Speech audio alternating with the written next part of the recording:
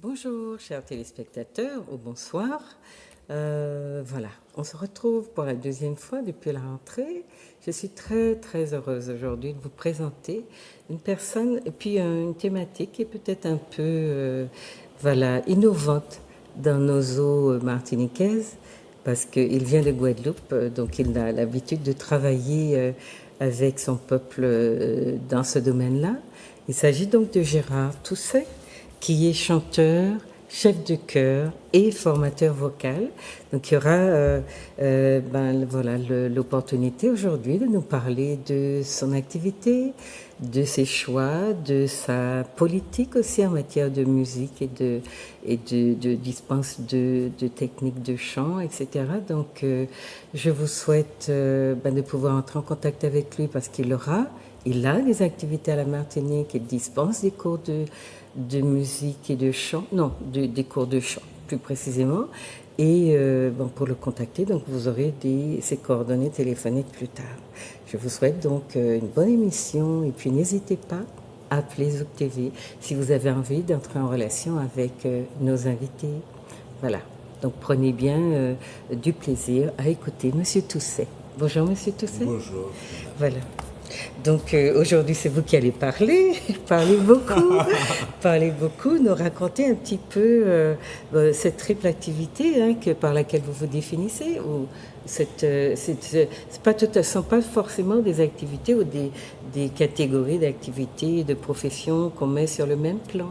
Oui, c'est-à-dire qu'il y a effectivement plusieurs histoires qui peuvent être racontées par rapport à mes différentes casquettes. C'est ça. Parce que dans la vie, il y a des choses qui nous rattrapent et il ne faut pas résister parce que si on résiste, on ne peut pas se sentir bien avec soi-même puisque ce sont des rappels intérieurs qui nous disent « Ah, voilà, ça, tu aimes faire ça, donc autant faire ce que tu aimes plutôt faire ce que tu n'aimes pas. » Oui, c'est là où on peut y mettre le cœur, on peut y mettre l'enthousiasme et quand il y a des difficultés, on peut effectivement considérer les difficultés comme des défis à surmonter et la vie continue et la vie reste belle. Oui, la vie reste belle parce que en fait, votre travail consiste à la rendre belle puisque vous touchez à un organe et puis à une activité qu'on pratique lorsqu'on a effectivement, lorsqu'on est heureux, lorsqu'on a du bonheur, lorsqu'on a envie d'extérioriser un état intérieur qui est effectivement qui relève d'une forme d'épanouissement, en tout cas même passager d'un certain bonheur.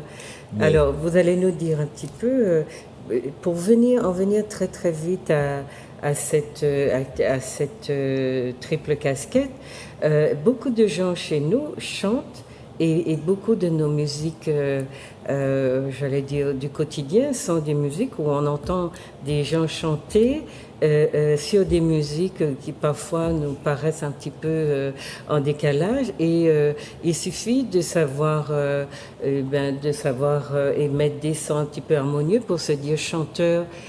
Comment vous situez-vous par rapport à ça? Parce que c'est une activité c'est une habitude dans nos eaux, hein? Et même d'imaginer qu'on puisse prendre des cours de chant vocal avant de se lancer dans la profession de chanteur de zouk, par exemple. Oui, ce qui est intéressant, c'est que quel que soit l'individu qui parle, dès sa naissance, avant de parler, il chantait. Donc mon travail concerne évidemment le chant, l'expression orale par la voix chantée, mais aussi la voix parlée. Ça veut dire que j'ai l'occasion de rencontrer des conférenciers, des enseignants, des acteurs, des commerciaux, des chanteurs de tout style de musique qui viennent me voir parce que la voix, c'est quelque chose de formidable. Mais pour revenir au chant, évidemment, comme tout métier, on a besoin. Comme tout métier, on a besoin d'avoir des compétences. Donc, se réveiller le matin et puis, parce qu'on a des amis qui sont dans certains réseaux, décider qu'on est chanteur, je dis, il faut qu'on arrête ça. C'est-à-dire que tous nous pouvons chanter, c'est dans notre culture, dans notre histoire aussi, le chant, puisque c'est une excellente manière d'évacuer, c'est une excellente manière de se rencontrer, mais c'est aussi une manière, pour ceux qui en ont l'expérience et qui ont étudié le sujet, c'est une excellente manière aussi de nous manipuler. Donc c'est à nous de savoir comment revenir à nos propres sensations, à nos propres histoires, pouvoir parler nous-mêmes, de la manière qu'on a envie d'en parler. Ceux qui ont envie d'entendre, ils l'entendent. Parce que pour moi, le chant, ou en tout cas la voix, c'est un chemin de libération. Mais ça veut dire que par rapport à votre remarque précédente, ça veut dire que il y a quelque chose qui est en train de changer dans nos sociétés où effectivement il suffisait de savoir eh bien chanter, ce qu'on appelle savoir chanter, sans se soucier justement de poser sa voix, de travailler sa voix, d'en faire eh bien un instrument professionnalisé. Ça veut dire que chez nous, on est en train de changer, que quelque chose évolue. De toutes les façons, nous sommes obligés de changer. Nous sommes obligés d'évoluer parce qu'il y a des questions qui se posent. Pour quelles raisons on a du mal à percer à l'international si on reste sur l'activité de professionnel de la voix? Pour quelles raisons au niveau développement économique et social, on a des difficultés? Donc les gens cherchent des solutions. Ils cherchent des solutions, ils cherchent à comprendre. Et ce qui est formidable, c'est que c'est beau d'aller chercher à comprendre, mais souvent les solutions sont déjà là et elles sont là sous nos yeux et on a tendance à vouloir aller les chercher ailleurs. Et malheureusement, quand on fonctionne avec les paradigmes des autres, nous sommes encore plus perdus, on s'y reconnaît pas, on devient les autres. Oui, on devient les autres, mais il y a des choses que font les autres qui en font des professionnels que nous n'avons peut-être pas assez tendance à imiter, alors que nous imitons peut-être plus leurs défauts que leurs qualités. Est-ce qu'il y a un problème à ce niveau-là? Parce que on a beaucoup parlé du zouk, on l'a critiqué, on lui a reproché de ne pas franchir les frontières, et puis d'être aussi classé dans la world music. Et on a l'impression qu'on est victime effectivement de certains ostracismes. Mais est-ce que dans nos productions, il ne manque pas d'exigence et de professionnalisme? Je pense que tout à fait. Mais on n'a qu'à voir au niveau des écoles de musique. On peut poser la question quelles sont les écoles qui ont des professeurs qui ont des diplômes pour pouvoir transmettre, notamment sur le sujet qui me concerne, la voix. Parce que ce qui s'est produit, c'est que il n'y a jamais eu jusqu'à l'année 2017 un diplôme spécifique pour l'enseignement de la voix. Pas seulement parler, mais la voix chantée, ça veut dire pour le bien-être, pour la production de spectacles, et puis pour la prise de parole en public ou en rendez-vous privé. Ce qui se produit, c'est que ce soit en Guadeloupe ou en Martinique, parce que je suis sur les deux îles sœurs et je n'en fais pas la différence, je considère que nous pouvons effectivement réussir à construire ensemble pour pouvoir développer ce que sont nos musiques. Quand je disais tout à l'heure qu'il suffit à certaines personnes d'avoir des réseaux, c'est parce que y a des gens qui ont des voix extraordinaires, fantastiques, mais des gens sérieux. Et ils n'osent pas aller chanter parce qu'ils estiment que ce qu'ils font n'est pas encore assez qualitatif. Donc ils préfèrent rester dans la dimension amateur. Il y a d'autres personnes qui sont plus opportunistes et quelquefois qui sont moins douées aussi peut-être, inconscients, c'est-à-dire qu'ils n'ont même pas la valeur, ils y vont avec leur cœur, leurs envies. Mais c'est comme ça que ça fonctionne dans la vie et dans le monde partout autour de nous. Dès qu'il y a un vide, eh ben, il faut que ce vide soit comblé. Donc ceux qui ont les outils, les moyens pour le faire, ne rencontrent peut-être pas les bonnes personnes, ou ne sont pas là au bon endroit, ou ils sont préoccupés par autre chose, parce que il y a cette, comment dirais-je, ces a priori qu'on a sur les professions artistiques. Parce que le culturel, c'est un moyen de maintenir une société debout.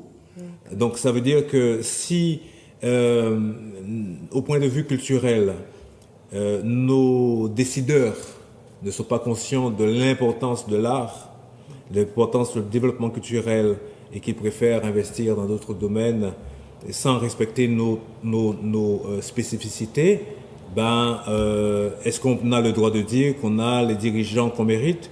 Mais c'est une question qui reste en suspens. Mais je veux dire qu'il y a quand même des choses à faire et tout n'est pas perdu et encore c'est possible aujourd'hui. D'accord. Donc, chers téléspectateurs, vous avez compris, il s'agit de vous faire ou de nous faire réfléchir sur un domaine, le domaine d'une pratique qui fait partie de la culture peut-être, mais aussi d'une certaine vision que nous avons de la culture.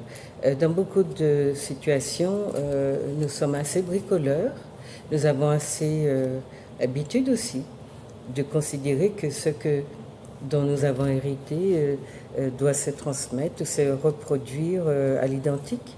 Et très souvent, nous négligeons. Ce qui a changé aujourd'hui, c'est que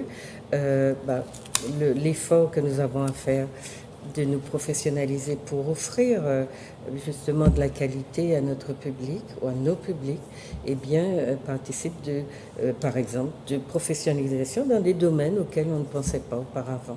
Alors la question de la voix, on va la voir avec vous, que vous nous parliez d'abord de ce que c'est que la voix, parce que tout le monde en a une et l'utilise, comme vous le disiez, suivant les opportunités, mais aussi de manière assez spontanée. On ne pense pas en faire comme lorsqu'on achète une guitare ou un instrument de musique qui est extérieur à nous, on en fait, on sait qu'il faut l'accorder, qu'il faut la soigner, qu'il faut, etc., l'ajuster aussi aux productions,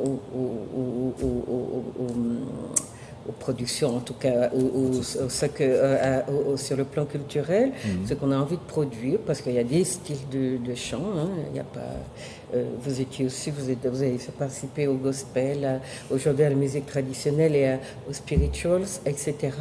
Donc en fonction de cela, la voix ne s'utilise pas. D'abord, c'est un instrument comme les autres, c'est ce que vous voulez nous dire. C'est un Pas exactement. Pas exactement. Pas exactement. Mais en tout cas, c'est un organe instrumentalisé. Voilà. Donc, ce qui serait intéressant, c'est que vous nous disiez d'abord, si c'est pas exactement un instrument comme les autres, quelle est sa spécificité? Alors, la spécificité de la voix, c'est que la voix, si je prends par exemple un tambour, le tambour il est là, mais le son du tambour pourrait représenter la voix. Ou le piano il est là, ou la guitare elle est là. Si je ne joue pas de cette guitare et si je ne sais pas jouer de cette guitare, ou je la laisse dans son coin, je m'en occupe pas, elle ne va rien produire. L'instrument, c'est notre corps, c'est notre vie, c'est notre histoire, c'est ce que nous avons à raconter. Et la voix, c'est le résultat. À tel point que quand on écoute une voix, ou quand on émet une voix, la voix elle est émise, mais une fois qu'elle est partie, on ne sait plus la retenir parce qu'elle ne nous appartient plus. C'est vrai que la voix peut être considérée comme un instrument pour pouvoir accompagner un projet. Donc on va utiliser la voix comme un instrument. Mais au niveau d'un chanteur ou d'un orateur, son instrument, c'est pas la voix, son instrument, c'est son corps. Et tout le point particulier et précis qui nous amène à cette réflexion, ce sont toutes ces dernières recherches qui ont été faites grâce aux nouvelles inventions d'appareils sur la neuroscience, l'IRM, tout cela qui permet de comprendre comment ça fonctionne. Et ça nous amène à considérer que grâce à notre contact avec notre corps, parce qu'il s'agit de ça, notre contact avec nous-mêmes, notre connexion avec nos sensations, nous pouvons effectivement avoir la possibilité d'aller générer un effet sur notre corps avec tout un contexte qu'on va dire sonore, acoustique, qui va permettre à la voix d'exister. Alors, dans le passé, on utilisait un support qui était la voix, un contexte qui était la voix en acoustique naturelle. Aujourd'hui, avec l'arrivée de l'amplification, on utilise notre voix différemment. Qu'est-ce que c'est que la voix? Alors, ça se passe où? Je dirais que au départ, le corps humain est tellement bien fait qu'il y a plusieurs niveaux, mais il y a 3 niveaux principaux qu'on a besoin d'accorder pour pouvoir faire fonctionner la voix. On va utiliser la respiration qui va passer au travers des cordes vocales, et puis l'espace de résonance. Quand on réussit à accorder ces 3 niveaux, en fonction du résultat recherché, on peut arriver à quelque chose. Quand on parle des cordes vocales, pour parler de l'instrument qui est le corps, le but, la raison d'être des cordes vocales à la base n'est pas forcément de faire du son. Les cordes vocales sont là juste pour fermer l'accès à la trachée artère, donc à l'entrée des poumons, pour que nous puissions continuer à manger ou à avaler ou à boire sans que ça rentre dans nos poumons. Et après, les cordes vocales s'ouvrent pour pouvoir respirer. C'est là la première fonction des cordes vocales. Quand on parle de cordes vocales, on y pense pour la voix, oui, mais pas que ça. Et quelqu'un peut effectivement utiliser ces cordes vocales pour parler, comme nous tous, mais il faut se rendre compte que c'est quand même un organe qui avait une fonction première qui était autre que celle. C'est une sorte de détournement de la fonction. Ça veut dire que la voix est plus à mettre en considération comme les cordes vocales, à travers la voix, comme quelque chose de volontaire. Mais quand vous l'associez très systématiquement au corps, les gens qui chantent de manière très spontanée n'ont pas forcément cette conscience-là. C'est ça, donc vous en parlez en tant que professionnel, mais les gens du commun, entre guillemets, font un usage très libre et tout aussi, j'allais dire, efficace. C'est-à-dire, quand les gens ont envie de chanter spontanément, il y a beaucoup de gens qui vont dans des chorales et qui n'ont pas travaillé leur voix de manière particulière. Donc, ce rapport au corps, c'est une vision et une approche aussi qui peut être un peu étonnante même si la voix fait partie du corps. Mais peut-être que ça demande aussi d'amener les gens à penser, pour donner peut-être aussi l'importance qu'il faut lui donner, amener le public à penser le lien qu'il y a entre la conscience qu'on a de son corps et la production de la voix, qui est l'aboutissement en fait. Oui, c'est ce que vous dites, c'est l'aboutissement en fait d'un processus. C'est pour cette raison que je suis là aujourd'hui à ma 3e conférence sur la voix en Martinique. Découvrir sa voix, le bien-être vocal que j'ai fait récemment avec le centre culturel du Lamentin, et puis encore là, la décolonisation vocale. Ce que j'ai fait prochaine, aussi, qui est le titre de l'une de votre conférence. Voilà, oui. Conférence, pour pouvoir sensibiliser, parce que si on regarde bien, notre société, elle est construite de façon à ce que on incite et qu'on invite les gens à oublier le plus possible qui ils sont, d'où ils viennent et comment ils sont. Donc accepter autre chose que ce qu'ils sont. À tel point de quoi que c'est là où on fait la différence entre l'image vocale et le schéma, le schéma corporel et l'image corporelle. Parce que on a l'exemple de gens qui ont eu une amputation de membres, mais ça change pas leur image de leur corps. Ils gardent toujours cette sensation du membre fantôme. Donc la voix, elle fonctionne sur ces mêmes paramètres. Donc trop de gens se privent de pouvoir chanter mais surtout chanter en conscience. Parce que, comme tout, si on maîtrise quelque chose à notre niveau, on ne peut que s'améliorer, que perfectionner, que aller plus loin et que rendre les choses plus accessibles. Donc la voix dit quelque chose de la culture, de l'identité, d'une compétence aussi d'un genre particulier? Quand vous dites compétence de genre particulier, est-ce que vous pourriez préciser? Parce que tout le monde chante en fait. Oui, tout le monde chante, mais beaucoup de gens disent qu'ils ne chantent pas. Voilà, mais en fait tout le monde chante, et sauf à part ceux qui disent qu'ils chantent faux. Et c'est vrai qu'on a l'impression que il y a des gens qui ne savent pas placer leur voix. C'est la question que je voulais vous poser, donc par rapport à la définition que vous donnez de la voix, qui en fait un objet, un organe véritablement incarné, et dont on peut suivre éventuellement le fonctionnement ou le mécanisme par visualisation. Donc on a le sentiment tout d'un coup que effectivement la voix que vous distinguez des cordes vocales est un organe voilà, à part entière, qu'on pourrait en tout cas un instrument ou un organe instrumentalisé qui fonctionne à part entière.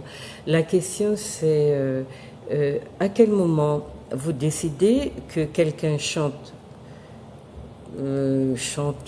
faux par rapport à quelqu'un qui ne...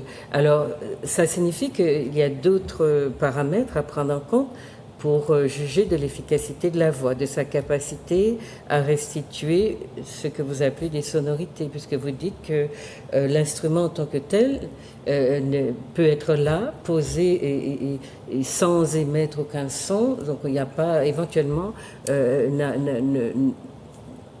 ne renseigne sur rien du tout, de très précis. Oui, c'est ça. Sauf à entendre la sonorité qui nous dira s'il s'agit d'un gospel ou d'un... etc.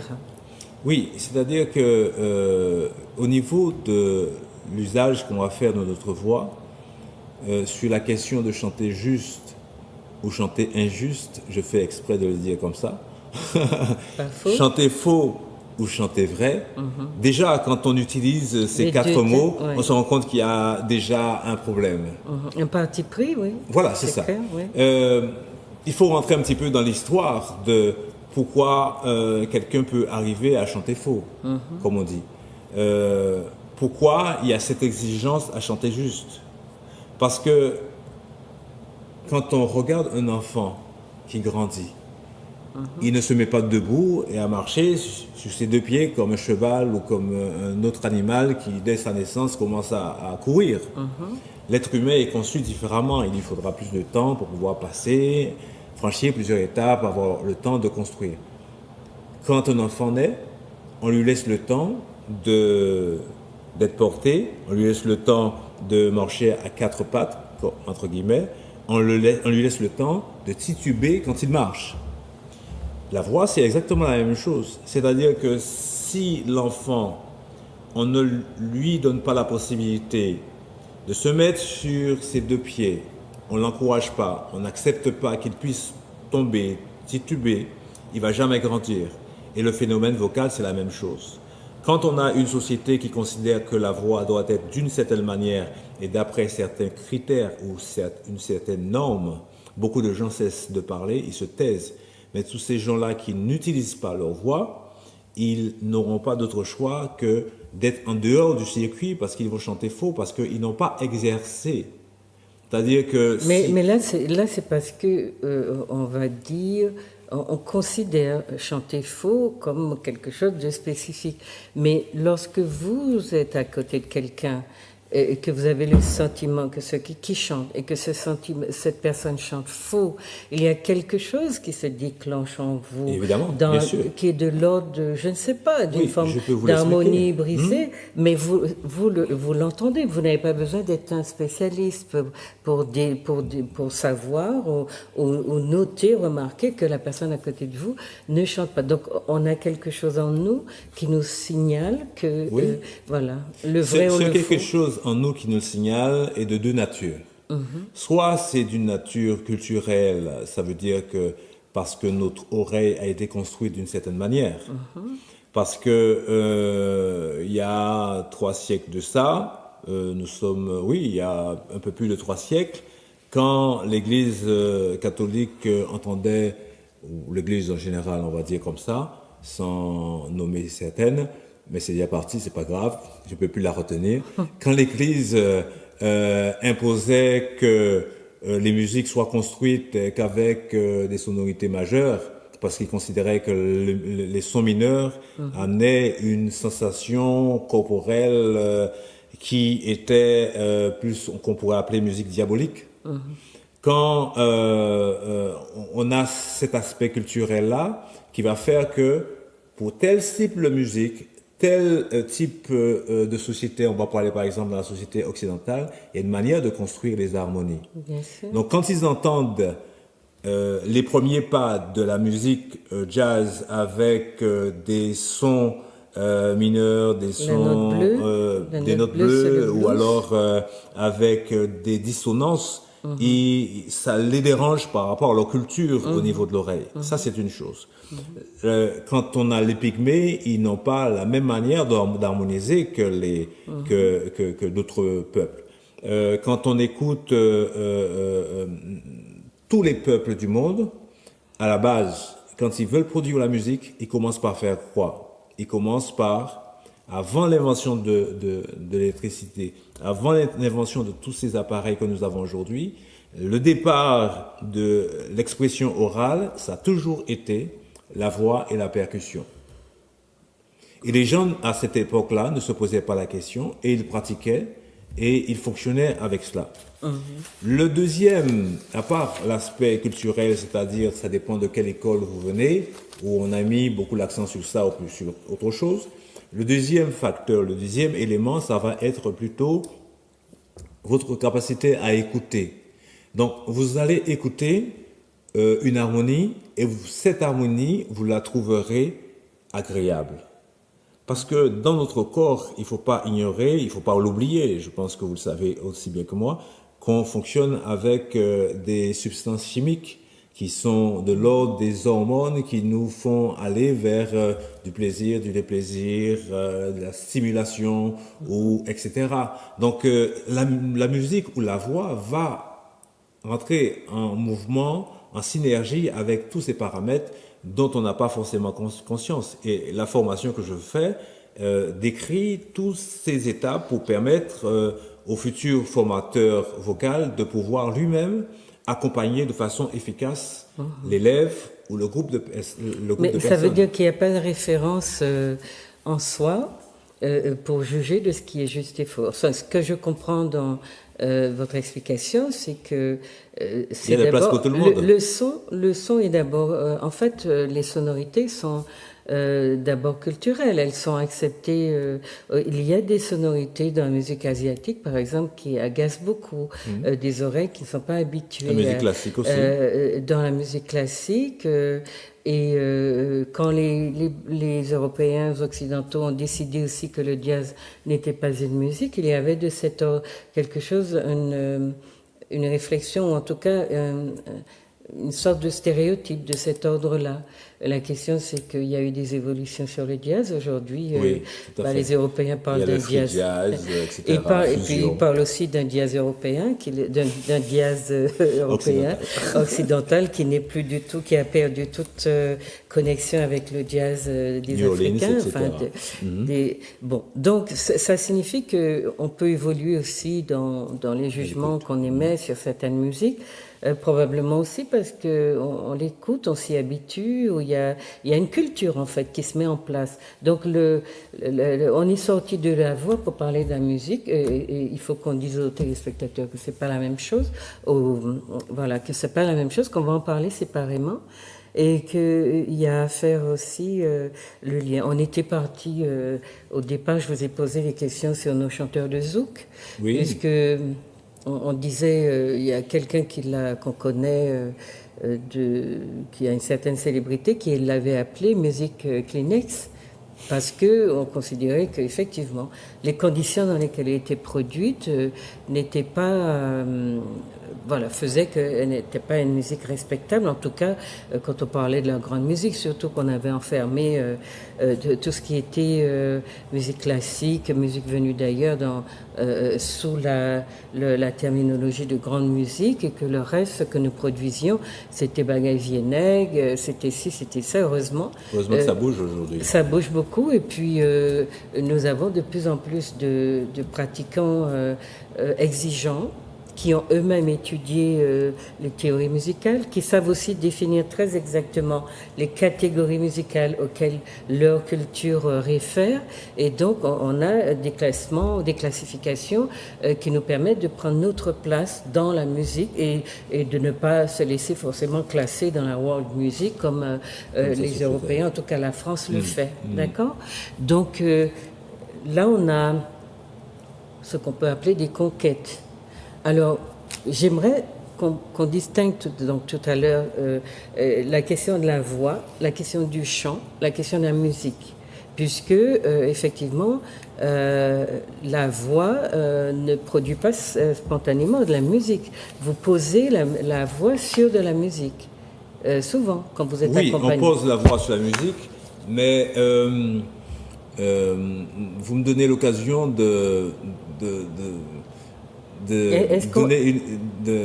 parler de quelque chose qui me tient à cœur quand vous posez la question de cette manière. Moi j'aimerais, permettez, j'aimerais que nos téléspectateurs vous connaissent un peu. Donc, parce qu'on est entré tout de suite dans un grand débat et vous avez fait beaucoup de choses. Vous avez un cursus aussi peut-être un peu atypique pour certaines personnes. Parfaitement. Vous relevez... J'assume.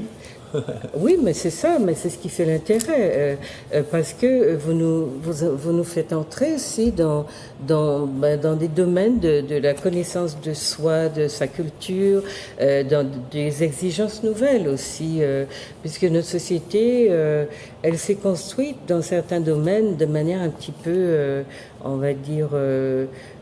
laborieuse. Oui, puis en se bricolant parfois, parce qu'elle a des capacités qu'elle n'a pas forcément transformées en compétences, parce que du fait qu'elles sont des sociétés, on va dire, placées à la périphérie de la grande société, elles n'ont pas eu le droit de se développer en tant qu'entité pleine et entière avec des spécialistes. Chaque fois qu'on en a eu besoin, on a envoyé nos jeunes se former ailleurs, et l'ailleurs produit un autre type de culture musicale ou se réfère à d'autres formes de sonorité aussi. Les voix, on les entend aussi, on entend les voix noires, entre guillemets, des voix occidentales ou des voix asiatiques. On sait le reconnaître. En tout cas, moi, je fais très très vite la différence. Je n'ai pas besoin de... Peut-être avec l'assimilation, cela est en train de changer chez nous, mais je sais qu'il y a... J'entends des personnes de groupes ethniques différents et je sais reconnaître les voix. Oui, je suis d'accord avec vous parce qu'on parle d'un thème technique. On va parler du timbre vocalique et du timbre extravocalique. C'est-à-dire que l'imitateur, il peut beau vouloir imiter quelqu'un, mais il y a quelque chose sur laquelle il ne peut pas tricher, c'est qu'il a une morphologie qui lui est propre. Donc il y a forcément une résonance particulière de sa voix qui va. Donc c'est là où vous dites que ces cordes vocales sont... il y a ces cordes vocales, il y a la densité, sa densité osseuse, il y a quelque chose de plus organique. Oui, c'est-à-dire que une morphologie au niveau de l'espace résonantiel et au niveau de la taille des cordes vocales, de la nature des cordes vocales. Il y a des cordes vocales qui sont plus petites, plus étroites, voilà. Chacun est fait, et c'est pour cette raison qu'on peut ouvrir les portes avec une voix. On peut, même si la personne est enrouée, on reconnaît quand même la voix de la personne, mais ça veut dire bien que la voix, c'est notre identité. Et la voix ne fonctionne pas sans le développement de l'oreille. Et c'est vrai que quand vous dites qu'au niveau de nos sociétés, il y a eu des difficultés, parce que on a fait taire trop souvent les gens qui avaient des choses à dire. Deuxièmement, le fait de dire à quelqu'un que le plus beau est ailleurs, donc on se dénigre soi-même, on perd confiance en ce que l'on est, on perd confiance en ce que peuvent nous proposer les compétences que nous avons chez nous. Donc on perd nos richesses, et évidemment, pour devenir autre chose que ce que nous sommes. Ça veut dire qu'il y a besoin, de plus en plus besoin, que l'on aille dans cette direction de conscientisation que nous ne pouvons pas être quelqu'un d'autre que ce que nous sommes. Et il faut l'assumer. Mais je crois qu'il y a un domaine où on ne triche pas, c'est-à-dire que on imite aujourd'hui beaucoup, il y a beaucoup d'orchestres et de groupes qui reprennent toute la partie instrumentale de notre culture musicale, mais qui ont du mal à le faire au niveau des chants. Du chant parce que on chante pas comme un Thiémile, même en essayant d'imiter, comme un Mona. On peut apprendre à chanter comme un Thiémile. Non, on peut, mais en général, mais on ne sera pas Mona. Non, mais en général, même quand il y a des désirs d'imitation et que parfois ça colle très bien, on peut s'y tromper. Il y a, je trouve, cette tendance-là est bien moins, sauf quand il y a eu vraiment de grands imitateurs, notamment en France de Mireille Mathieu ou de chanteurs. C'est pas une pratique qu'on a eu beaucoup chez nous. Il y a bien des gens qui ont repris nos traditionnalistes, mais j'ai l'impression, peut-être que je ne suis pas assez informée, que il y a quelque chose justement de ce que vous disiez d'une idiosyncrasie en matière de voix qui fait que on ne va pas violer facilement cette barrière-là, aller au-delà, prendre la voix de l'autre véritablement, parce qu'elle dit l'identité. Vous avez dit quand on entend chanter vos grands chanteurs de K ou nous de Belay, etc. Voilà, on a beaucoup repris leur rythmique, mais beaucoup moins leur voix. Alors, ce que je voulais dire aux téléspectateurs, voilà, on est parti sur les chapeaux de roue, mais vous ne connaissez pas Monsieur José Gérard Tousset, qui va nous parler maintenant un petit peu de lui. Enfin, j'ai donc sa biographie, sa biographie sous les yeux. Il va nous dire un peu sa carrière. Je vous ai dit, je vous l'ai présenté comme chanteur, chef de chœur et formateur vocal, et il est à la Martinique régulièrement. Régulièrement, oui. Parce qu'il tient une sorte il tient des conférences, comment vous les appelez? Conférences vocales? Je fais des conférences sur la voix. Sur la voix. Qui accompagnent en même temps, qui sont accompagnés par des stages ou des séminaires pour les gens qui veulent se perfectionner, en savoir plus et évoluer. Mais pour les gens qui veulent chanter aussi? Pour tous ceux qui s'interrogent sur leur voix.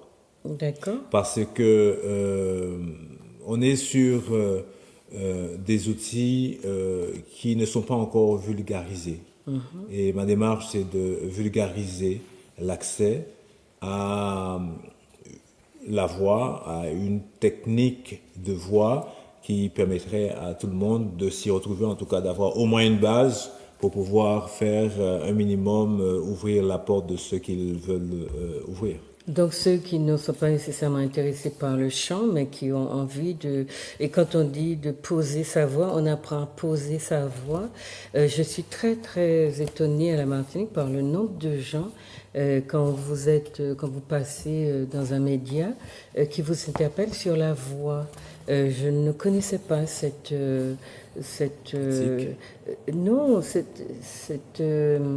importance que les nôtres accorde à la voix. C'est un signe positif. Non, mais qu'est-ce qui dans notre culture explique que nos gens, parce que c'est vraiment à la Martinique que j'ai entendu ça, accordent autant d'importance enfin l'entendent aussi fort. Je veux dire, ça résonne très très fort. Ça résonne très fort parce qu'il y a une grosse souffrance autour de la question de l'expression orale. Nous étions dans des familles où on nous interdisait de parler et puis on a vécu des choses douloureuses, on ne s'est pas exprimé là-dessus. L'usage de la voix, c'est un moyen d'apprendre à libérer les choses. Mais c'est aussi un moyen excellent, quand on est bien accompagné, pour apprendre à gérer ses émotions. Parce que quand on se laisse submerger par ses émotions, le message il ne passe plus parce que là il n'y aura que les émotions qui sortent. ou alors quand on est bloqué, on n'arrive pas à mettre de l'émotion, ni mettre de la vie, ou mettre ce qu'il faut dans la voix pour que notre langage corporel, donc le non-verbal, le timbre, la musicalité qu'on va mettre dans la voix, correspondent au texte qu'on veut dire. J'ai travaillé à une époque, oui, ça permet de revenir un peu sur ma bio, j'ai travaillé à une époque avec le personnel soignant d'une EHPAD, c'est-à-dire une maison de retraite, mais surtout là où il y avait des gens atteints de la maladie Alzheimer. Et j'ai travaillé avec ces personnes pour les aider à apprendre à gérer leurs émotions et les aider à comprendre que quelqu'un qui est atteint de la maladie Alzheimer n'est pas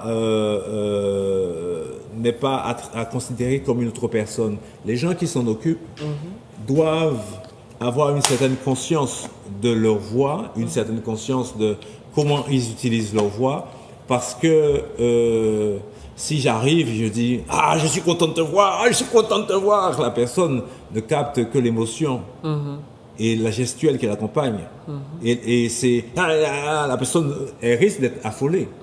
Et si, par contre, il y en a qui vont vous dire « Ah, tu me fatigues, tu me fatigues », la personne peut entendre autre chose que les mots, parce que ces gens-là sont très sensibles à la mémoire émotionnelle, plus à la mémoire émotionnelle que au sens, au cognitif. Au sens des mots, oui. Au sens des mots. Mais donc ça, il faut le gérer quand on va dans un supermarché ou dans une boutique, dans une épicerie ou bien à l'accueil, et que la bonne femme ou le bonhomme qui vous reçoit et dans ses problèmes n'arrive pas à se dire « Ok, là je suis dans un travail, je suis payé pour ça, je suis là pour pouvoir enseigner dans une administration » et que on vous renvoie ou on vous maltraite, il y a de quoi faire monter un certain climat de tension dans notre pays. Et donc la voix, c'est quelque chose de très important. Mais alors, la voix qui véhicule justement des états intérieurs qu'on ne maîtrise pas. Parce que c'est vrai qu'en fonction des émotions, on change de registre, d'une voix très grave, on peut passer à une voix très aiguë, de faire prendre conscience aux gens des signaux que ça envoie, qu'on change de registre quand on est sous le coup d'une émotion, de certains types d'émotions. On a envie de crier et on crie beaucoup chez nous. Oui, c'est parce ça. que ce que vous disiez, peut-être que nos téléspectateurs ont bien entendu, c'est que comme la parole nous était, était réprimée en tout cas, pour dire nous avons dû crier beaucoup. Et jusqu'à aujourd'hui, il y a des gens qui parlent trop haut parce qu'ils n'ont pas trouvé en eux une sorte de, j'allais presque dire, de plateforme qui stabilise un état intérieur, qui disent je sais à quel moment je vais crier, ou je sais ce que ça déclenche en moi quand j'ai telle émotion, et quel changement ça va faire intervenir dans j'allais presque dire, la tessiture de ma voix, quelque chose de... C'est comme si, l'image que je prendrais, vous avez un véhicule qui a 5 vitesses, et en comptant la marche arrière, ça fait 6 vitesses, et vous ne savez rouler qu'en première. C'est de cette nature-là où vous avez un bolide et vous le mettez entre les mains d'une personne qui vient tout juste d'avoir son permis. C'est aussi de cette nature-là. C'est-à-dire que quand je propose... C'est la question de la maîtrise que vous posez là. La maîtrise, c'est-à-dire c'est être en contact avec soi-même, être en mesure de se connaître, de se sentir et d'avoir des indications sensorielles pour nous dire, ah là, c'est-à-dire que la voix c'est magique. Quand au niveau vocal, on a une souffrance ou une douleur, ça veut dire qu'il y a quelque chose qu'on fait qu'il ne faut pas faire. Donc ça ne sert à rien d'insister. Mais maintenant, vers qui aller? Qui sait quoi faire, comment faire? Parce que ces informations sont récentes et elles ne sont pas accessibles à tout le monde. Et on ne les trouve pas dans les livres. Elles sont récentes. On ne les trouve pas dans les livres ni sur Internet. Oui. Pourquoi? Parce que quand on travaille avec quelqu'un au niveau vocal, on n'a pas la même information pour toutes les personnes. C'est-à-dire que chacun est unique. Donc, oui, pour un même problème, oui. on ne va pas passer par les mêmes exercices oui, en puis fonction de la question personne. Ces questions-là, elles appellent beaucoup des visualisations internes, une conscience, une relation avec soi-même aussi, parce que beaucoup de gens ont très peur d'entrer en relation avec eux-mêmes. Et il reste des... On a beaucoup de gens, dans nos cultures... il fallait beaucoup soigner l'apparence et on a beaucoup de gens qui ont peur de soi-même et qui sont toujours dans une projection par rapport au vis-à-vis ou à la société ou à ses demandes, à ses attentes et qui n'ont pas conscience que ils sont vivants, ils peuvent vivre leur vie. Et puis qu'ils n'ont pas peut-être aussi conscience des bienfaits que présente le fait d'être en contact avec soi-même, de ne pas rester déconnecté de soi pour plaire à la société qui, elle, est une...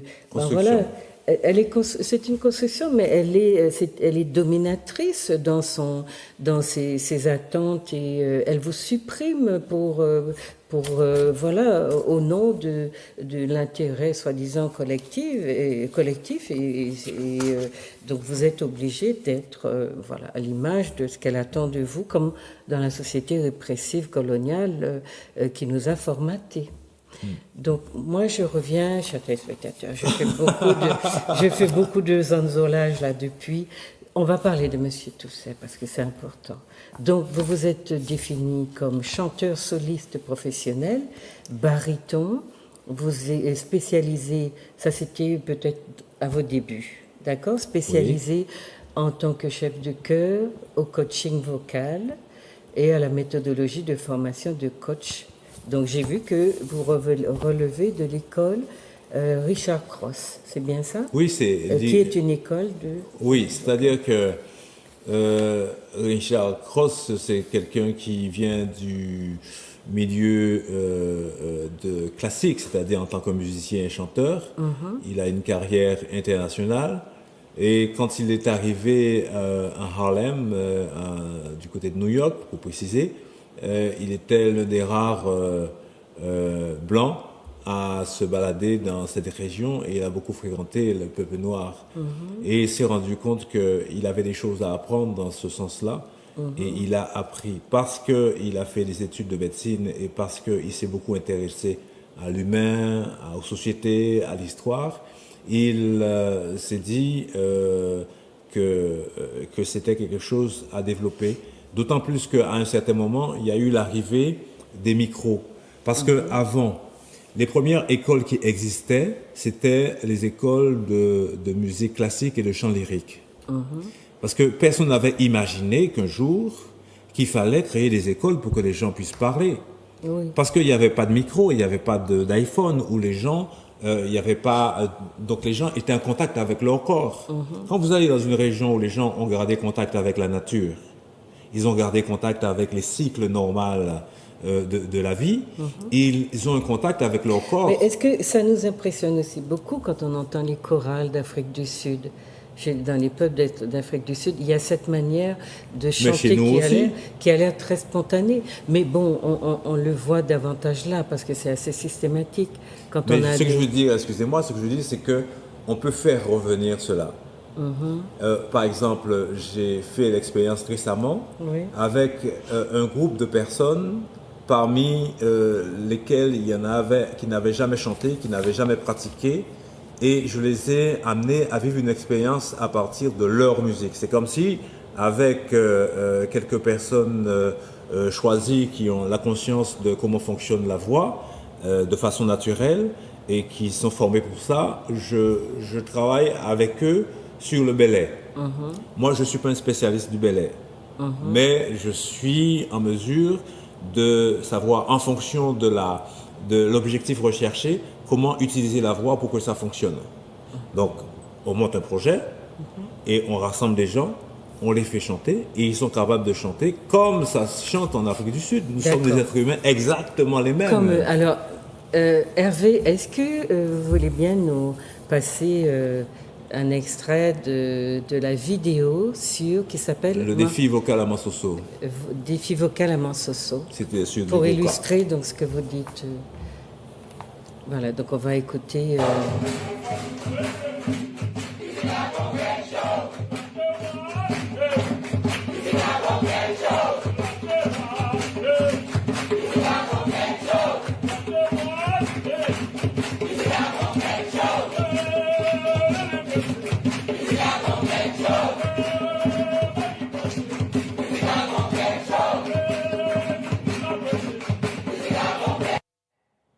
D'accord.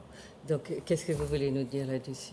Je veux dire que c'est possible d'utiliser les voix. Dans certaines musiques, dans nos musiques traditionnelles, il y a une sorte d'installation de groupes de personnes qui décident qu'ils savent. Et les autres qui ne savent pas, se sentent un petit peu exclus quand ils veulent y entrer. Ils ne savent pas comment y entrer parce que ça devient difficile. Je ne parle pas du Belay parce que je ne parle pas de ceux que je connais pas. Et là, c'était une excellente occasion pour une cause humanitaire de réunir des gens et de faire un défi vocal en l'espace de 1 mois. C'est-à-dire en 4 séances, on a pu monter un spectacle et réussir à faire que les gens se sentent bien et vivent les choses à fond. Vous l'appelez défi vocal Je l'ai appelé défi vocal à Mansoso parce que c'était pour une occasion spécifique. Donc défi, c'est-à-dire c'est un projet qui était éphémère, c'est-à-dire qui était mesuré dans un temps. Il commençait à une date, devait se terminer à une autre date. Les gens, ils ont découvert des choses d'eux-mêmes qu'ils n'imaginaient même pas. Des gens, dès le premier jour, ils ont dit qu'ils ne sont pas d'accord avec l'idée que ça devrait s'arrêter. Parce que dès la première fois, vous imaginez des gens qui aiment cette musique et qui n'ont jamais été en contact avec elle, parce qu'ils n'ont pas rencontré des gens pour leur permettre de rencontrer leur musique. Rencontrer sa musique, c'est se rencontrer soi-même. Pouvoir chanter sa musique, c'est s'autoriser, se permettre de vibrer, de se sentir vivre de soi. Donc c'était une occasion et les gens disent, c'est pas possible, vous allez vous arranger comme vous voulez, mais il faudrait que ça continue. Donc j'ai dû, après, monter un autre projet qui s'appelle Vocalca et qui permet aux gens dans le nord de la Guadeloupe, dans le centre de la Guadeloupe, dans le sud de la Guadeloupe, de pouvoir venir régulièrement se former avec des gens qui sont formés pour pouvoir leur donner une formation vocale. Quand on regarde les chanteurs de gospel, les chanteurs de gospel, ils chantent pleinement avec leur voix. Parce qu'ils utilisent quelque chose, il faut savoir quoi, et puis se connecter à ça. Mais c'est aussi, quand on entend...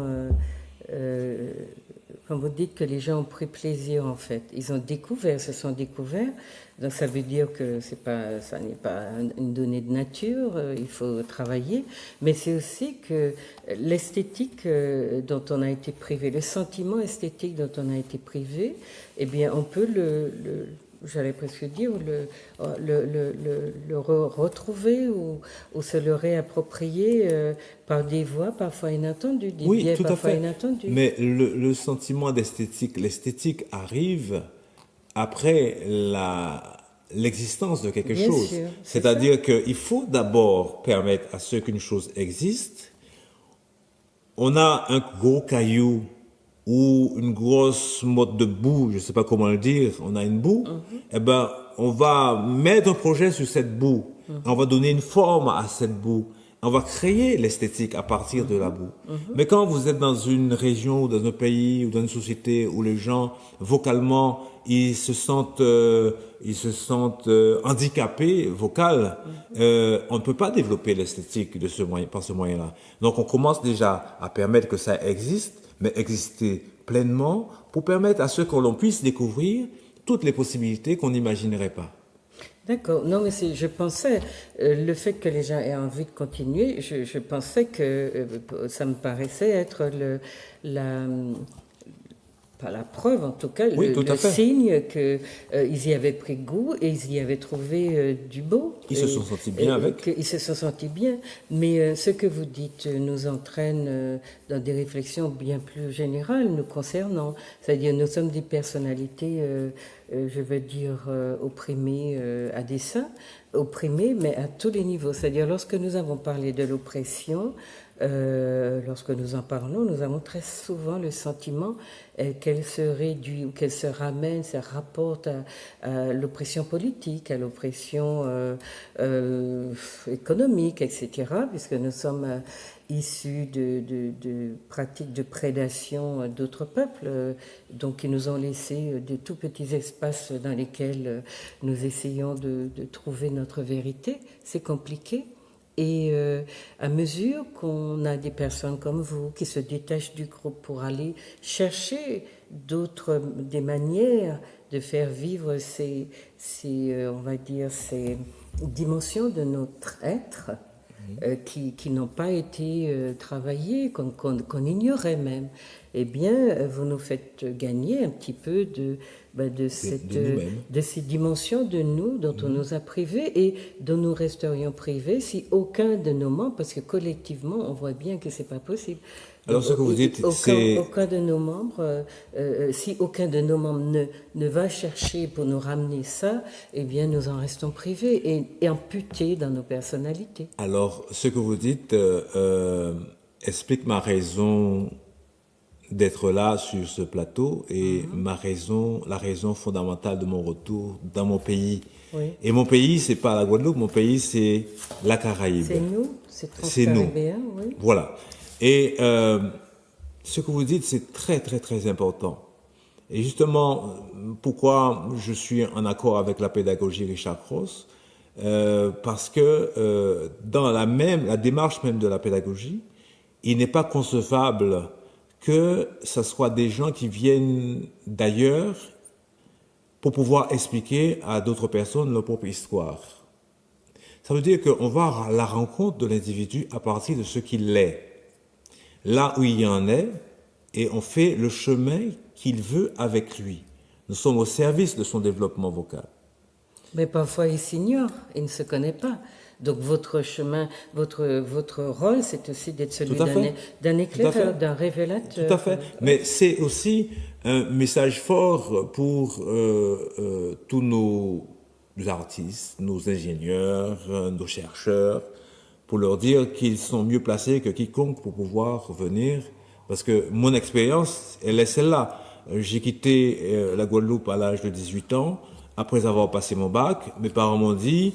il pas de travail pour ici dedans, faut aller en France, à regarder si vous avez travail à l'administration ou bien profession libérale. Et mon père qui était marin-pêcheur et charpentier et puis menuisier qui faisait différents travaux et était même charpentier de marine, il ne voulait pas que nous, mon frère et moi, qu'on découvre son métier parce qu'il disait, ça trop raide, il était agriculteur aussi. Ah non, allez apprendre les leçons à autres pour...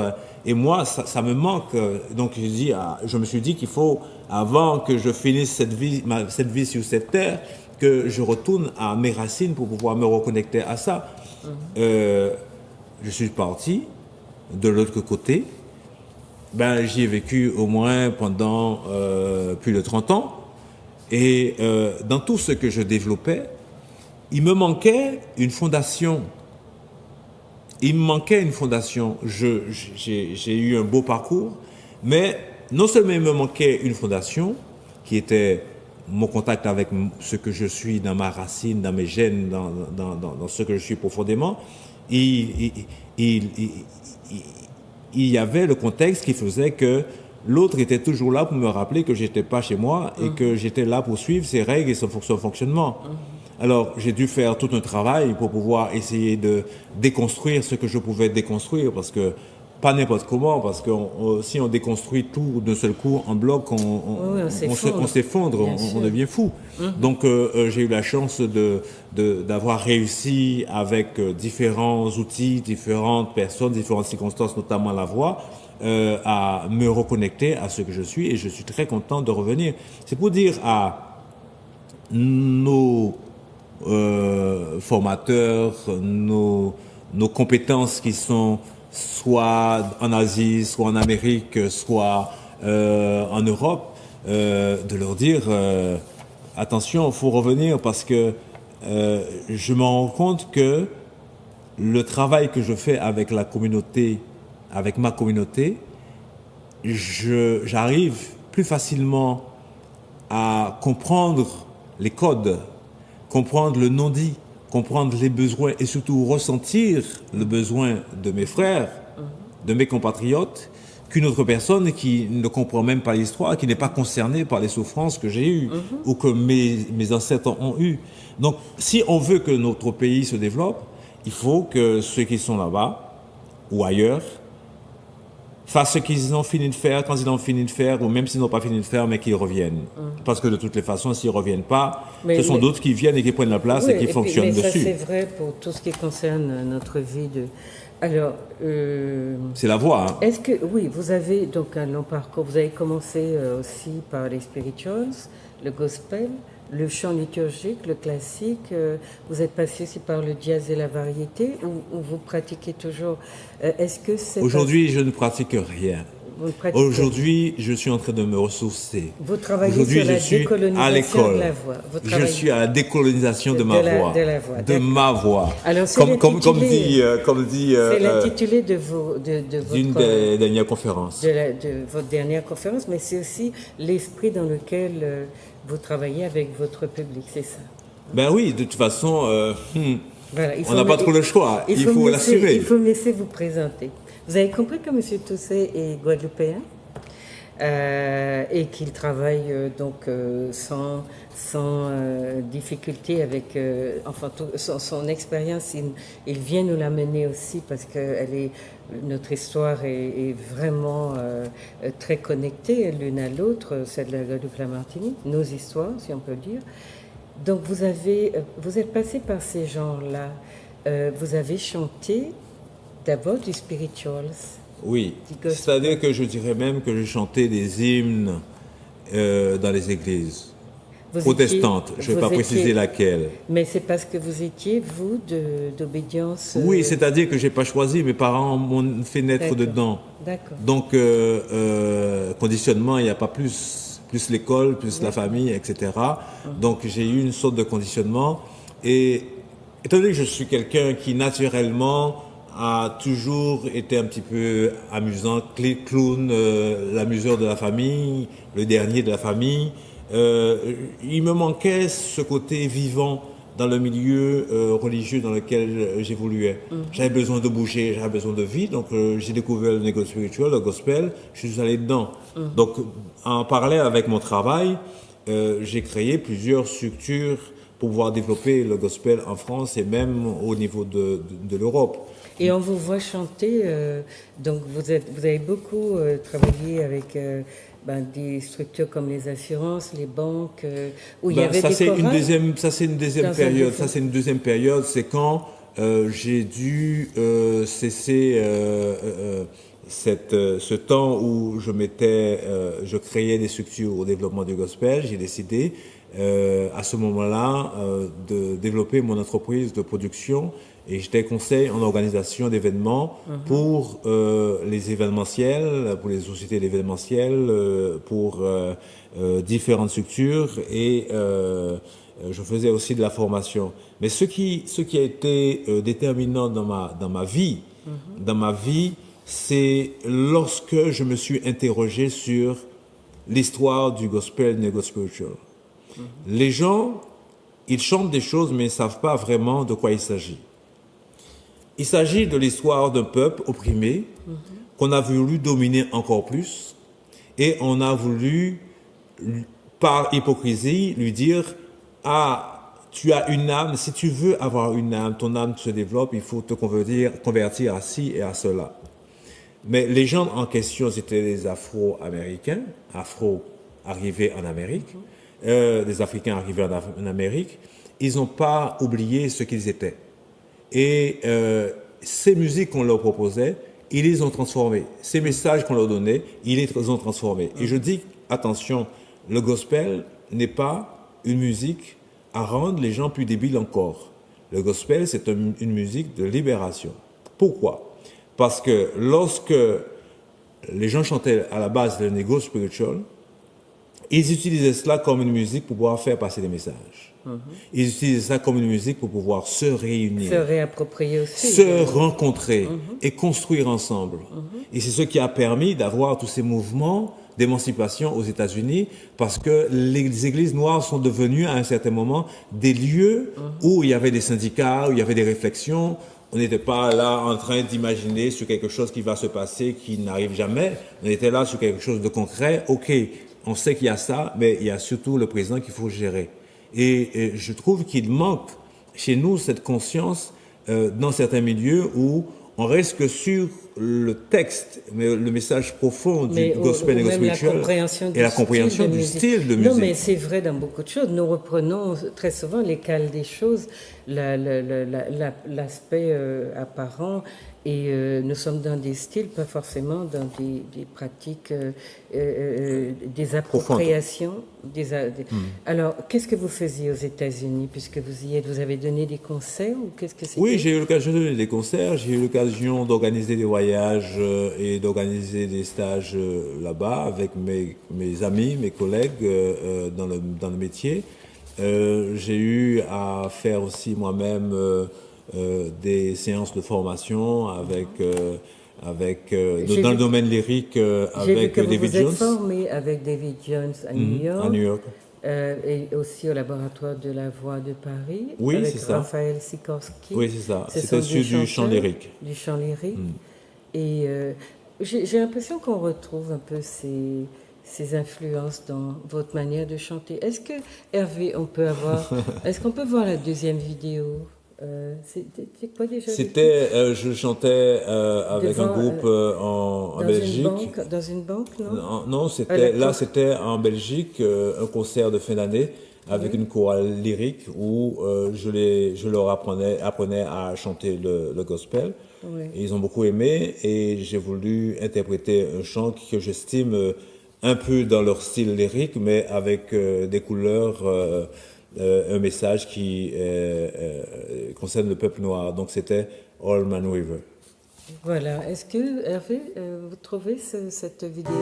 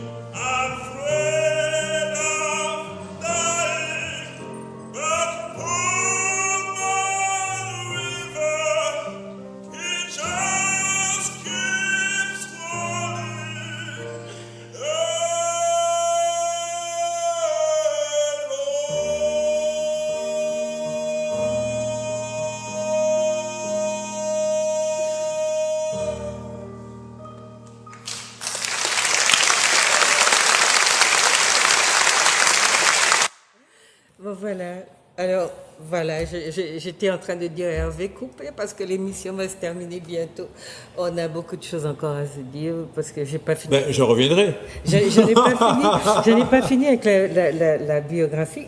Comment avez-vous trouvé votre registre de voix dans ce qu'on vous entend? Bon, c'est l'influence gospel. Entre-temps, il y a un chemin qui a été fait. Je pense que je ferai autrement, puisque la voix, c'est quelque chose de mobile, qui évolue avec l'individu. Par exemple, dans la formation que je dispense en Guadeloupe et en Martinique sur la question de formateur vocal, qui débouche sur un diplôme Bac+2 qui permet de travailler partout. Dans cette formation, il y a un séminaire qu'on appelle le séminaire, il y a 2 séminaires que je vais mentionner, celui qui est sur le corps. Donc, un travail spécifique sur le corps permet d'avoir accès à des choses dans la voix. Deuxièmement, il y a cet aspect qu'on appelle mécanique et symbolique. Quand on a exploré avec quelqu'un tous les aspects techniques, mécaniques, et on peut tomber quelquefois sur des obstacles qui ne sont pas de l'ordre de la technique. Ça peut concerner des questions qui sont plus symboliques.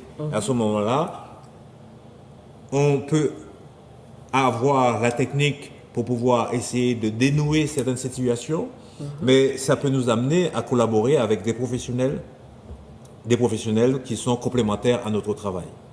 Pour dire que aujourd'hui, par rapport au chemin que j'ai parcouru depuis que j'ai fait ce concert, on va dire que ça fait au moins 4 ans, plus de 4 ans. Oui, il y a au moins 5 ans. Ma voix a évolué, ma voix a changé, puisque je change avec ma voix, puisque la voix, c'est l'expression de ma personnalité. Donc, ce même chant, je le chanterais différemment. Mais on entend de manière très classique catégoriser les chanteurs en fonction, aux chanteuses, en fonction de leur voix, baryton, alto, soprano. Vous êtes quoi? Moi, il y a toujours eu un gros problème avec ma voix. Oui. Parce que, en fait, j'ai l'amplitude vocale pour pouvoir chanter baryton et chanter ténor. Et dans la classification spécifique imposée par la musique classique, le chant lyrique, il y a soprano, alto, ténor, basse.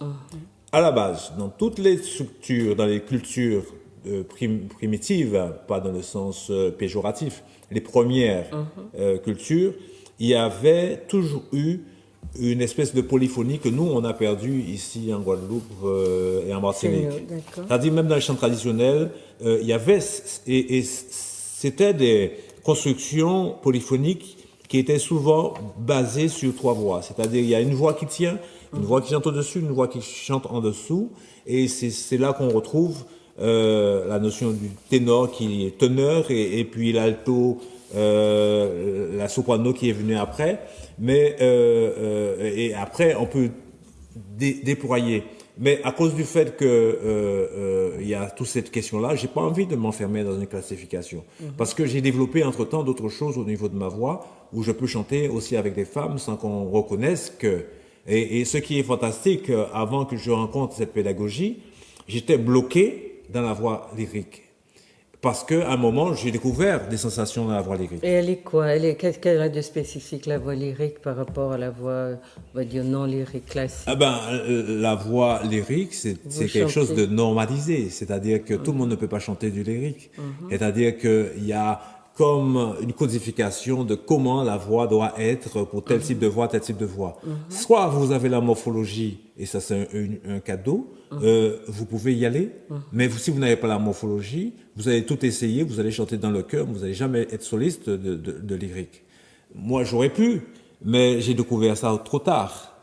Et pourquoi... Mais vous l'avez pratiqué, le chant lyrique? Oui, j'ai pratiqué à un certain niveau, sans vraiment aller dedans, parce que pour moi, c'était beaucoup plus enthousiasmant, beaucoup plus vivant de chanter du gospel et de m'éclater sur scène et de faire chanter 100 personnes, etc. C'était beaucoup plus stimulant pour moi que d'être dans la contrainte d'interpréter certains titres sans dévier d'un millième de je sais pas quoi, de l'interprétation. Mais c'est parce que vous aviez encore d'autres choses à faire avec vous-même, puisque vous étiez je devais me préparer à venir ici. Oui, et puis vous cheminiez vers vous-même, parce que je crois que nous tous ici, dans nos régions, de par l'histoire qu'on a eue, eh bien, on a un jour rencontré une dimension de soi qu'on a creusée, cultivée, et on a cheminé avec.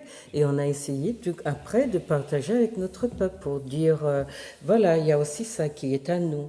Et même si ça nous apparaît à travers l'un des nôtres, mais l'individu peut être la clé qui mène au collectif. Et donc beaucoup des nôtres ont développé des compétences qu'ils ont d'abord découvert à travers l'un de leurs membres. Oui, justement, voilà. Je voulais dire que quand j'ai lancé la formation de formateur vocal en Guadeloupe et en Martinique, on n'avait pas la chance qu'on a aujourd'hui. C'est-à-dire que si quelqu'un est auteur-compositeur, si quelqu'un est à la SACEM, si quelqu'un travaille dans une entreprise qui veut une reconversion ou développer des compétences, il y a aujourd'hui, par rapport au fait que cette formation est certifiée, c'est-à-dire que elle est reconnue comme formation professionnelle. Vous parlez de votre école, hein?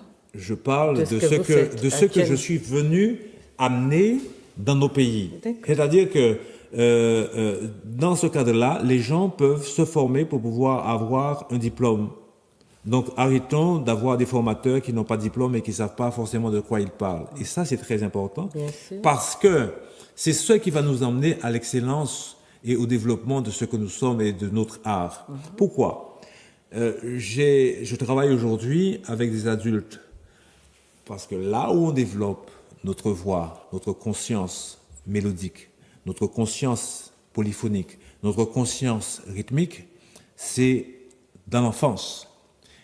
Trop de jeunes et d'enfants naissent dans des familles où les parents n'osent plus parler, n'osent plus chanter, qui fait que les enfants, quand ils grandissent, ils n'ont plus les connexions au niveau neuronal pour pouvoir être de bons musiciens. D'autant plus que, ni des chanteurs, d'autant plus que c'est à ce moment-là. Donc, mon travail aujourd'hui, c'est d'inciter un maximum de personnes de se former pour qu'eux, ils soient en mesure de former d'autres personnes, qu'on puisse avoir un maximum de personnes formées. Et pour que nos enfants, la génération future qui va naître, puissent naître dans un contexte où on ne va pas les brimer, ils ne vont pas avoir honte de chanter. Et ça va être normalisé, comme ça s'est fait à Cuba, comme ça s'est fait à Venezuela. C'est-à-dire que s'il y a des artistes qui se développent, c'est parce qu'ils ont trouvé un milieu favorable. Et c'est aussi de nous donner une chance d'exister à travers notre propre musique. Mais ce que vous disiez tout à l'heure, c'est ça qui est important, c'est-à-dire que nous qui avons conscience des spécificités de notre histoire, eh bien, quand nous allons à la recherche de compétences ailleurs, c'est d'ailleurs ailleurs très souvent que nous nous rencontrons, que nous nous trouvons, parce que nous comprenons mieux dans les cadres dans lesquels nous sommes qui nous sommes. C'est paradoxal, mais c'est très souvent ça. Ou alors on rencontre notre manque. Oui, de nous-mêmes. Oui, mais parfois, donc, on prend les mesures, des dispositions pour les combler. Mais il se trouve que très souvent, les nôtres restent dans l'ailleurs et qu'ils ne font pas profiter bon, ils n'ont pas forcément cette mission-là, mais ils peuvent décider aussi que, ben voilà, compte tenu des savoirs qu'on a sur nous-mêmes et des raisons qui font que, voilà, nous avons beaucoup de manque, eh bien, on peut décider d'amener ces compétences. Le problème, c'est qu'il ne faut pas attendre d'avoir les retombées qu'on a ailleurs en termes de gloire, de tout ce qu'on veut, de salaire. Il ne faut pas s'attendre à les avoir chez nous, puisqu'on est très souvent, au contraire, dans beaucoup de souffrances quant à ça. Donc, comme notre émission se termine, j'aurais voulu que vous disiez un peu... d'abord à nos téléspectateurs, d'autres petites choses qui vous intéressent, que vous leur parliez, aussi des formations que vous faites, mais on a vraiment à peine 4 minutes.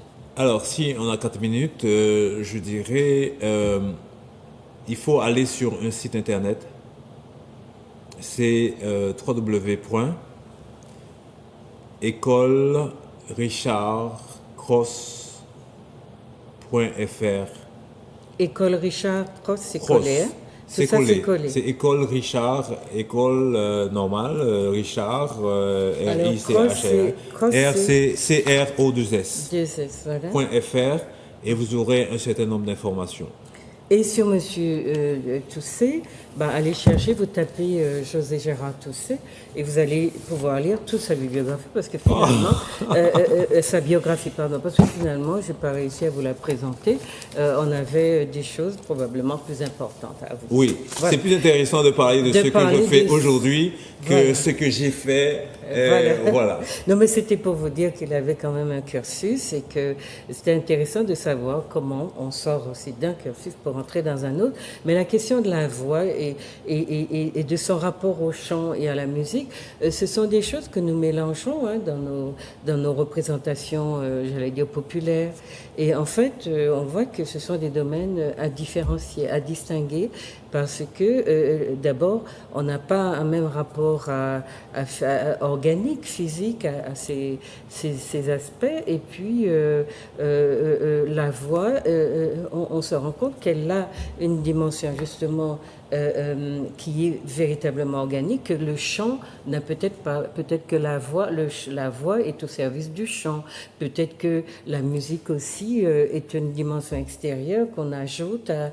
Donc il y a trois dimensions, il y a trois choses différentes dont il faudrait parler. Alors, si on avait encore plus de temps. Je vais synthétiser et dire que ce qui est fantastique, c'est qu'il est tout à fait possible de considérer que ces trois choses forment qu'une seule. Une seule, voilà. C'est-à-dire que le chanteur, son instrument, c'est son corps. Donc le chanteur, c'est un musicien. Même vous, quand vous parlez et que vous faites votre émission, vous utilisez votre voix et il y a une musicalité dans votre voix. Si je parle comme ça, je reste sur une seule note et si je peux décider de descendre, je peux décider de monter. Donc toutes les personnes qui peuvent parler et qui ne parlent pas de façon très monocorde, aussi au niveau des notes, ces personnes-là, ils peuvent améliorer leur écoute, améliorer leurs sensations et pouvoir se dire qu'un jour qu'ils chantent avec plaisir, avec plénitude et avec justesse. Voilà, chers amis, c'est déjà fini. Il faut qu'on se dise au revoir. À très bientôt. Et voilà, voilà, si ça dépendra aussi de vous, demander qu'ils reviennent. Et puis, on va quand même réfléchir un peu à la musique et au chant, parce que ce sont quand même il n'y a pas forcément de lien automatique entre la manière de chanter et le type de musique qu'on pose sur le chant. Peut-être qu'il y a aussi des constructions qu'il nous faut déconstruire pour comprendre comment ça marche. Mais voilà, aujourd'hui, on va s'arrêter là. J'espère que, voilà, c'était peut-être un petit peu, parfois un petit peu abstrait, mais... eh bien, ce sont des dimensions de nos fonctionnements auxquels nous voulons toucher parce que nous grandissons, nous vieillissons, nous mûrissons. Nous avons des gens qui font des expériences des nôtres et qui viennent nous enrichir avec tout ça. Donc, prenons ce qu'ils nous offrent, réfléchissons et puis allons parler de nous. Allons parler de nous avec de plus en plus de raffinement. C'est le but de l'exercice. J'espère que ça vous a plu. Et puis, je vous souhaite donc de lui téléphoner si vous voulez. À quel numéro? Alors, j'ai ce numéro, le 06 90 972 comme la Martinique, 202. 202. Vous avez compris, 972 202 avec 690 pour la Guadeloupe. Voilà, je vous souhaite donc de passer un bon moment. Enfin, j'espère plutôt que vous avez passé un bon moment. Et puis, je vous dis à bientôt pour nos prochains débats qui sont effectivement soucieux de nous aider à nous voir avec de plus en plus, de nous sentir de plus en plus raffinés. Le but, c'est aussi de nous connaître à travers nos différentes expressions identitaires, mais aussi, ça peut déborder l'identitaire, c'est nous situer dans l'universalité dont on nous a rebattu les oreilles sans nous permettre d'être d'abord des êtres spécifiques. Voilà, à très bientôt.